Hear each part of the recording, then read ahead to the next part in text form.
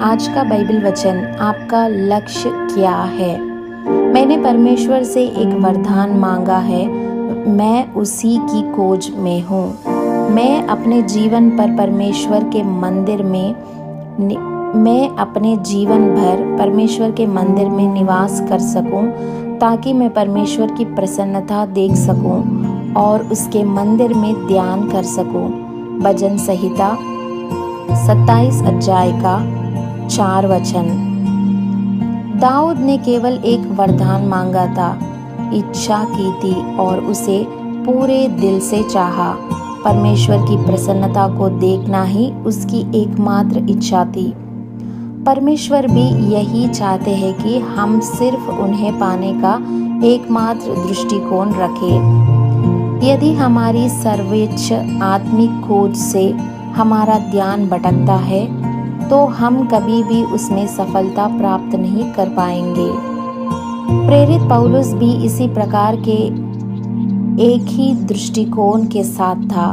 वह कहता है, मैं एक ही काम कर रहा हूँ, जो पीछे है उसे बुलाकर मैं आगे की ओर बढ़ता हूँ और मसीह यीशु में परमेश्वर के बुलावे का पुरस्कार पाने के लिए लक्ष्य की ओर दौड़ रहा हूँ। फिलिपियों की पत्री 3 अध्याय का 13 और 14 वचन। आज प्रभु तुमसे एक प्रश्न पूछ रहे हैं, क्या तुम एक मन से हो या तुम्हारा मन विभिन्न कार्यों में उलझा हुआ है?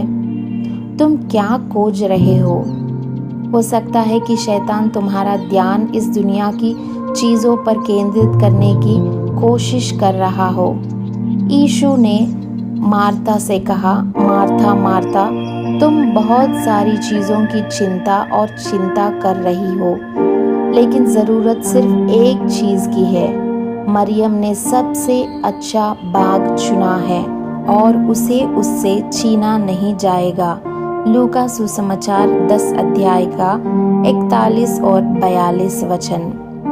यदि तुम उस एक काम को अनदेखा करते हो, तो जो कुछ भी तुम्हारे पास है वह तुमसे छीन सकता है और तुम अन्य चीज़ों के बारे में चिंतित हो सकते हो। कुछ लोग केवल भौतिक लक्ष्यों को प्राप्त करने पर ध्यान केंद्रित करते हैं। वे कब्र में जाने से पहले अपने भौतिक लक्ष्यों को पूरा करना चाहते हैं। हमारा लक्ष्य मृत्यु के बाद के जीवन से संबंधित होना चाहिए। दाऊद को आत्मविश्वास था कि वह अपने लक्ष्य को प्राप्त कर सकेगा। इसीलिए वह भजन संहिता 23 अध्याय में कहते हैं, निश्चित रूप से मैं सदा के लिए परमेश्वर के मंदिर में निवास करूंगा।